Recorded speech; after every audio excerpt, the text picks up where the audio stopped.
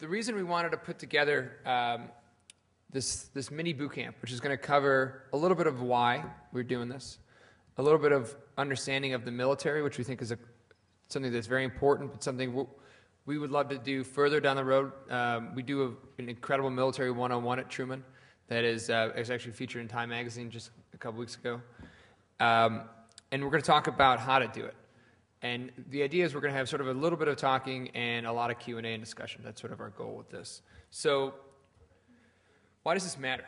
Why does talking to veterans in the military community matter for progressives? Well, I think a lot of you may remember this. John Kerry, who is a veteran himself, he slipped up when he made this statement, but he said it in a way that actually offended the military. And these guys in Iraq put together this very creative sign. But what this does in general, when this gets out and this becomes sent around through emails and spread around, it digs into the notion that Democrats, that the progressives are not only weak on national security but don't understand the military. And if you look at just polling from 2009, while we've been able to close what has been a 40-year traditional gap on national security, for some reason, Republicans are still seen as ensuring a strong military, when it's this administration that has totally changed the ballgame for the military. They've raised the pay.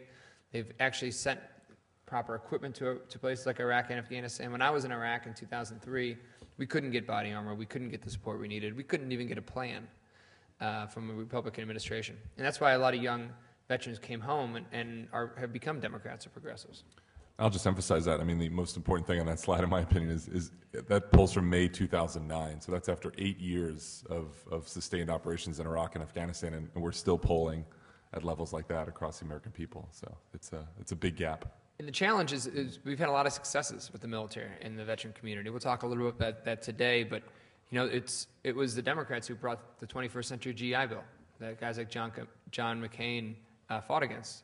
So those are the type of messages that can be very helpful for us.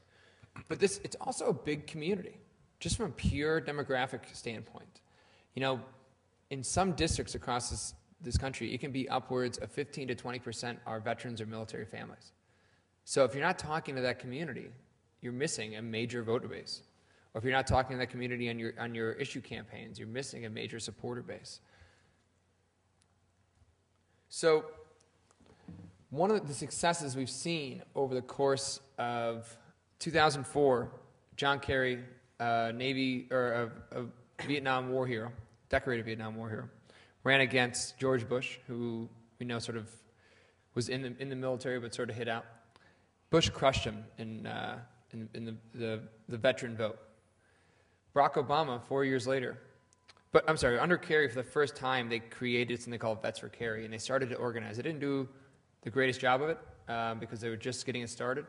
But at the end of that, a lot of groups came out of that. You had Vote Vets, Veterans Military Families for Progress, Vet PAC. A lot of progressive veteran groups started to come around. Well, President Obama, when Canada Obama brought a couple folks on board, Rob was one of them, to start organizing vets across the country and totally changed the game. So for the first time, we actually won the veteran vote under 60 against a credible war hero, John McCain. And it was a major change. So at the end of that election, at the end of 2008, a group of us got together and we said, how do we not lose this momentum? How do we keep this community together? And we came up with a three-prong approach. One was to institutionalize veteran and military family outreach. That's one of the reasons we're here today. That's one of the reasons Rob's doing what he's doing at the DNC. Second was keeping the leadership together on talking about these issues and working together. So we have something called the Military Roundtable at Truman, which we'll talk a little bit about later.